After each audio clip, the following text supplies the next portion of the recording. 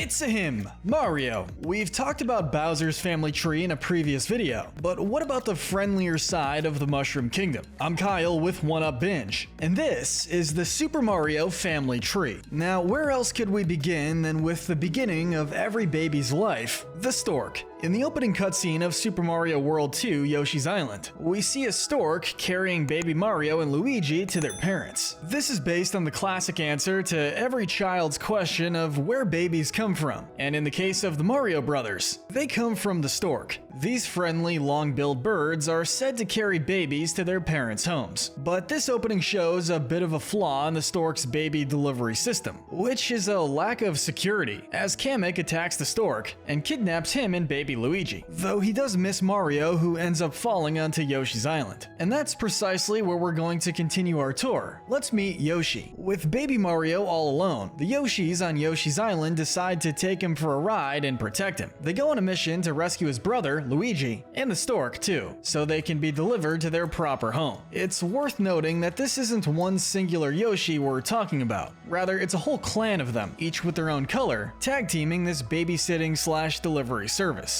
Since then, Mario and the Yoshis have always been on friendly terms. In Super Mario World, upon rescuing Yoshi from an egg, he introduces himself to Mario, implying that this is a different Yoshi, or at least that he doesn't remember carrying Mario. But since the Yoshis have an unusual way of aging, being that the babies become adults after eating 5 enemies, we're not even going to try and deduce which is the case. All we know is that Mario is never hesitant to rescue Yoshis on his quest to save Princess Peach, and Yoshi is never hesitant to carry him and help him out, even if that means being reduced to an extra jump here or there. He also always shows up to parties, sporting events, dangerous go-kart races, and even arcade shooter games hosted by Mario. Obviously, the Yoshis aren't actually related to the Mario brothers by blood, but think about it. Just like the stork, the Yoshi clan had a pivotal role in literally delivering the baby Mario brothers to their parents. So, in a sense, the Yoshi species as a whole is family to Mario, and good connections are always important. Now that they've been delivered to their family, the next logical step in the Mario family tree is the Mario brothers' parents. But this series doesn't exactly cling to logic. Next up are Oji-san and Oba-san. For as many Koopas Mario has stomped over the years, it may be downright shocking to know that he was raised by some. Well, kind of. This elderly Hammer Bro couple, no, not actual brothers, don't worry, come from the anime special Super Mario Momotaro, based on the Japanese folktale of the same name. This is the first of 3 different installments of the Yamada anime series, Super Mario Bros. Series. There are a few differences in the Mario adaptation from the original tale, aside from the obvious. Most notably, in the original, the elderly couple longed for a child, being unable to conceive. Upon discovering a little boy who came out of a peach, they accepted it as a blessing and raised it, and he ended up fighting a clan of demon bandits known as Onai. In doing so, he brought great pride and honor to his adoptive parents. In the Mario version, the elderly couple are actually Princess Peach's biological parents, somehow, and when she's kidnapped by King Koopa, the equivalent of the demon thieves from the original tale, the events unfold as they do in the story, with Mario being the child who emerges from the giant peach, and eventually venturing out to rescue his parents' beloved daughter from the evil Koopa King. Since this is an adaptation of a folktale, it's reasonable to assume this is not canon, but who knows? Maybe Mario was cursed by Kamek to be trapped in a peach and turned into a baby temporarily. But before we give ourselves an aneurysm, let's go way back in time to Grandpa Mario. Technically, this goes back before anything we've discussed so far, except maybe the grandparent Hammer brothers. After all, before Mario and Luigi could be delivered to their parents had to be delivered to their parents. And those parents' names are, wait for it, Grandmama Mia and Grandpapa Pia. If you don't believe us, we have a reliable source for it in Mario himself, who confirmed this in an interview at the 2012 San Diego Comic-Con. We've only seen bits and pieces of these two in Mario media, mostly of Grandpapa Pia. In issue 7, page 93 of Nintendo Power magazine, promotional art for the Super Mario Bros. Super Show depicts a framed picture on Mario's wall, labeled with, quote, G-Poppy. He looks just like Mario, only with blue overalls and a blue hat, as well as a white beard and mustache, blue eyes, a yellow shirt, and what appears to be a smoking pipe. He looks like a nice guy, sort of like he could be a relative of Captain Crunch. It's a shame we don't see more of him, or do we? In the recent Super Mario Bros. Movie, there's a dinner scene with the Mario family, extended family included. This includes an unnamed grandfather who looks rather similar to Mario, and whom Polygon.com implies was once a boxer. This guy could very well be the elusive Grandpapa Pia Mario, or the even more elusive G-Poppy, just with a different outfit and a lot of weight loss. But it's time to move on to our next entry. After all, we'd sure like to avoid a lecture from Grandmama Mia, or Grandma Mario. She's mentioned alongside Grandpapa Pia in the aforementioned Comic-Con interview by Mario, as well as in the Super Mario Bros. Super Show. In the episode The Great Hereafter, Grandma Mario appears in a live-action segment scolding Mario in his dreams. Unfortunately, the implications of this scene are that Grandma Mario is no longer with us. We don't really have any way of knowing whether she's the same character as the previously mentioned Grandmama Mia, nor do we have a way of knowing what, if any, connection she's had with G-Poppy or Grandpapa Pia. But any way you slice it, we've either got two pairs of grandparents or just two grandparents. Maybe the sequel to the Mario movie will answer some long-awaited questions about that. Speaking of which, let's head on back to that dinner scene from the movie and talk about Mamma Mia Mario and Papa Pia Mario. This family just really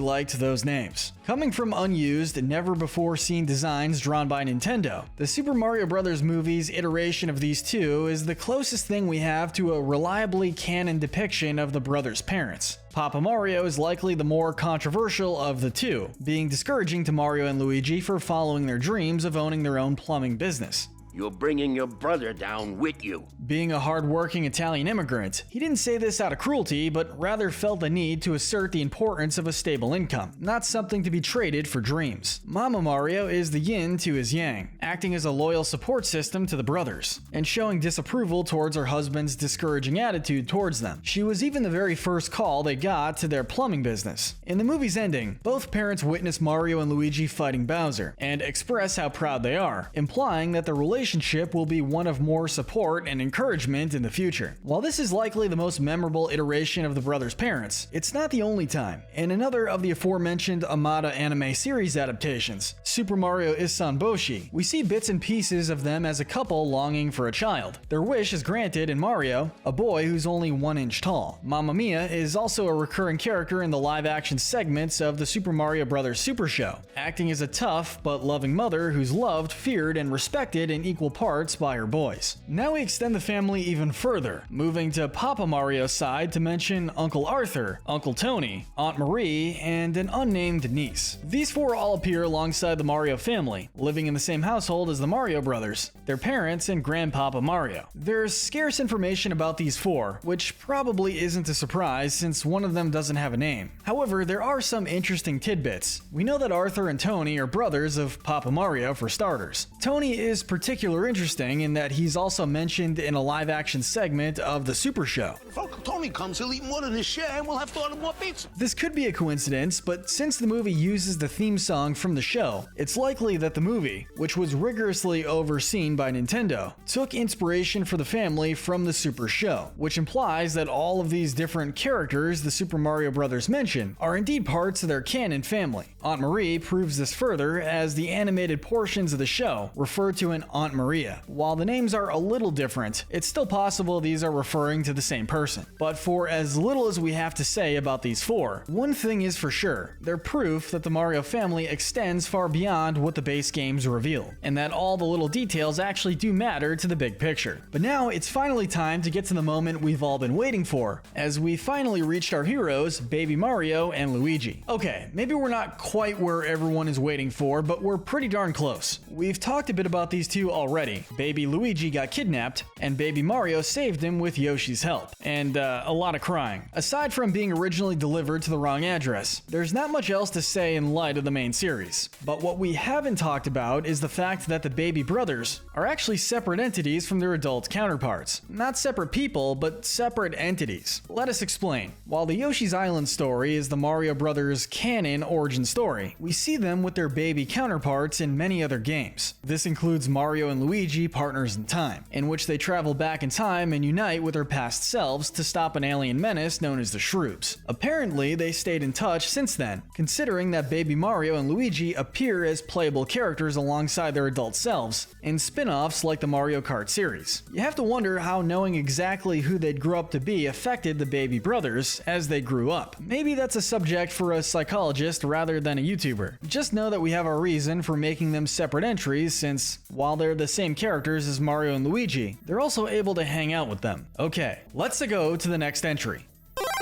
He doesn't need an introduction because he's Mario. Full name, Mario Mario. It's Mario and Luigi Mario. And what can we say about Mario? Well, actually, a lot. Mario has been around. He spent his infant years being carried on the backs of dinosaurs on Yoshi's Island, and if you can believe it, things got even more interesting. He worked in a circus, forcing a young Cranky Kong, called Donkey Kong at the time, to do tricks, then rescued his girlfriend Pauline from Cranky after he escapes. Then imprisons Cranky Kong's son, Donkey Kong Jr., also known as the banana-loving DK we know and love. This is the side of Mario the media doesn't want you to see. But luckily, he managed to turn his life around, starting a plumbing business in New York City with his brother, Luigi. This would have been the start of a decent, functional life, were they not warped into the Mushroom Kingdom through a warp pipe, where they became heroes by rescuing Princess Toadstool from the evil King Koopa. After 7 wrong castles, that is. Since then, Mario has become an absolute icon, beloved by all the citizens of the Mushroom Kingdom, and detested by those of the Koopa Kingdom. But whatever side you're on, you're sure to get an invite when Mario throws one of his famous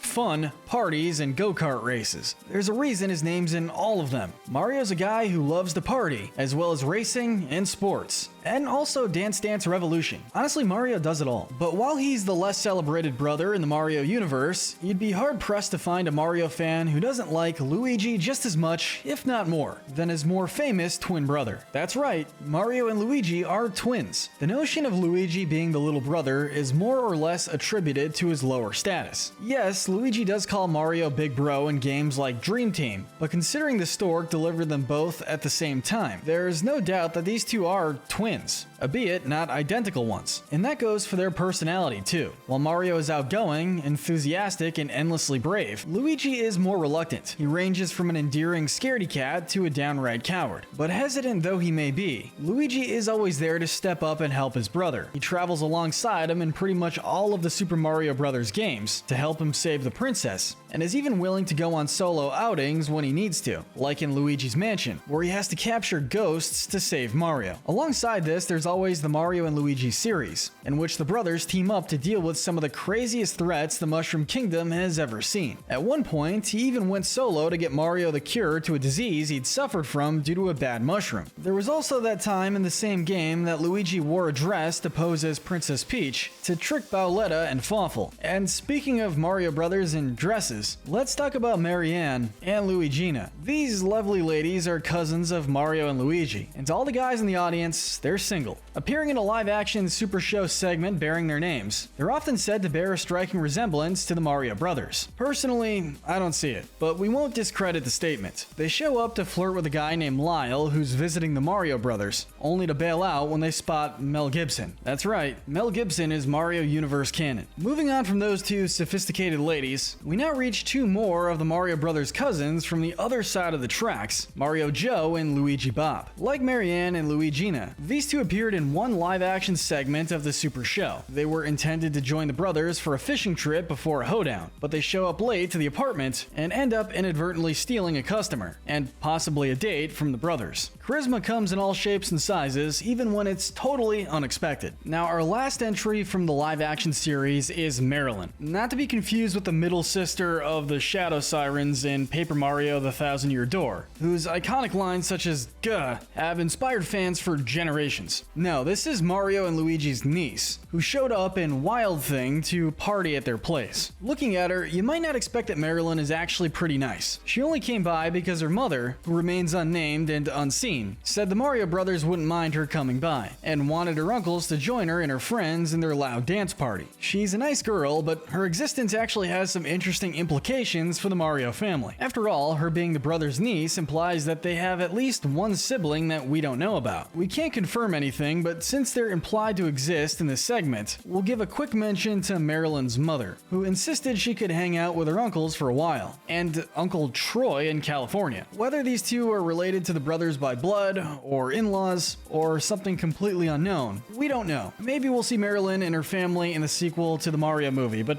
probably not. And that's the last of the characters related to the Mario brothers by blood. So this is technically as far as the family tree goes, but we're not going to discount the Mario brothers' love interests. Obviously, the first two who come to mind are a couple of certain princesses, but let's go chronologically, starting with Pauline.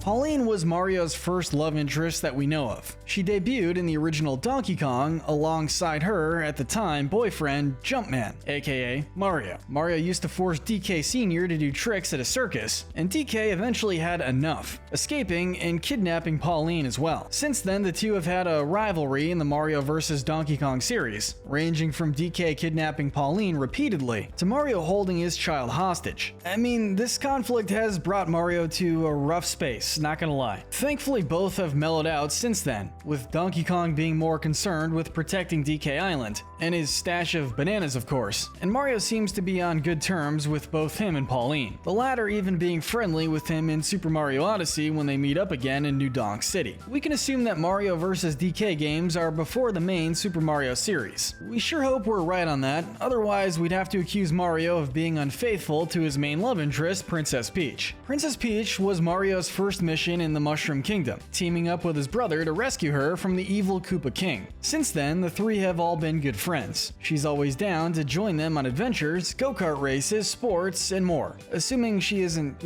kidnapped. But while most games have Mario and Luigi rescuing Peach, the reverse isn't off the table. In Super Princess Peach, she ends up saving them when they're kidnapped by Bowser, and has helped them on their quests occasionally too, most memorably in Super Mario 3D World, where she was a full-on playable character in the main series for the first time since Super Mario Bros. 2. That said, while Mario is clearly into Peach, even downright proposing to her in Super Mario Odyssey's ending, Peach's feelings are unclear. While she does invite him over for cake, whatever that's code for, as well as parties and other events, and occasionally kisses him on the nose or cheek whenever he rescues her, she did reject the aforementioned proposal and stormed off. Also, in Mario and Luigi Paper Jam, both she and her paper counterpart kiss Luigi on the cheek too. There you go, Luigi. Speaking of, let's quickly mention the Paper Mario brothers. The Paper Mario series is one of the most beloved Mario spin-offs, and as we mentioned in our video on Bowser's family tree, it's confirmed by Paper Jam to be existent in the main Mario universe. Mario, Luigi, and Paper Mario teamed up therein to defeat Bowser and Paper Bowser, with a little help from Paper Peach. On the other hand, Paper Luigi was a bit busy listening to music on the beach. So come on, Luigi, you're gonna have to try a little bit if you want to win Daisy over. It's often rumored that these two are love interests, and it's one of the most popular ships in the Mario fandom. After all, Luigi does just about as much as Mario to save Peach in the Mushroom Kingdom. Why shouldn't he get a princess of his own? There are some hints in-universe, such as a statue of Luigi and Daisy holding hands in Daisy Circuit and Mario Kart Wii. But, and we don't mean to break any hearts here, Daisy and Luigi don't really have much interaction outside of fan speculation and implications. Daisy mostly only appears in Mario spin-offs. Her only main series appearance to date is in Super Mario Land, in which Mario rescued her from Alien Tatanga. Oddly enough, Luigi wasn't even there. But that just proves that maybe Luigi is superior to Mario in an area other than jumping. It may not exactly be canon, but we're definitely rooting for you, Luigi. Hopefully Nintendo sends you on a rescue mission for Daisy too,